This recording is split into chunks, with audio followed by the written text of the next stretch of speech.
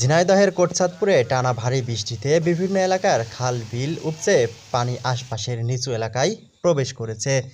এতে অনেক বাড়ি ঘরের আঙিনা, গ্রামীণ সড়ক ও কৃষি জমি পানিতে তলিয়ে গিয়ে জনজীবনে দুর্ভোগ নেমে এসেছে।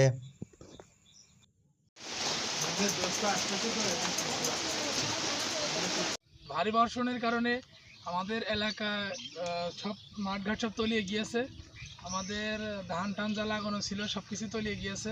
আপাতত চাষবাসের কোনো পরিবেশ নেই। আমাদের এলাকা এমনিতে একটু নিচু এলাকা, তাতে করে ভারী বর্ষণের কারণে আশপাশ সব ডুবে গেছে, আপনারা দেখতেই পাচ্ছেন। যে কারণে আপাতত চাষাবাদ আমরা কিছু করতে পারছি না। দিনের বিভিন্ন সময়ে টানা বর্ষণের ফলে এই পরিস্থিতি সৃষ্টি হয়। অল্প সময়ে ভারী বৃষ্টিতেই খালবিলের পানির স্তর দ্রুত বেড়ে যায়।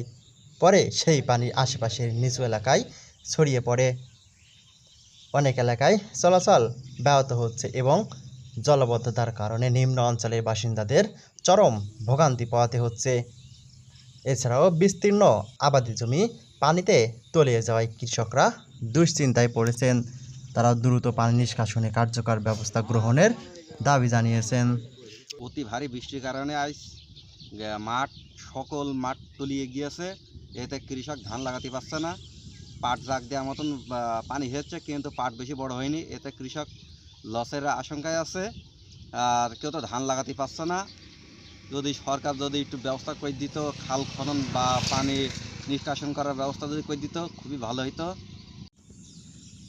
পানি দ্রুত নিষ্কাশনের ব্যবস্থা না করা গেলে বিপাকে পড়তে পারেন কৃষকেরা। কোটচাঁদপুর থেকে রোকনুজ্জামান, পায়রা টিভি, ঝিনাইদহ।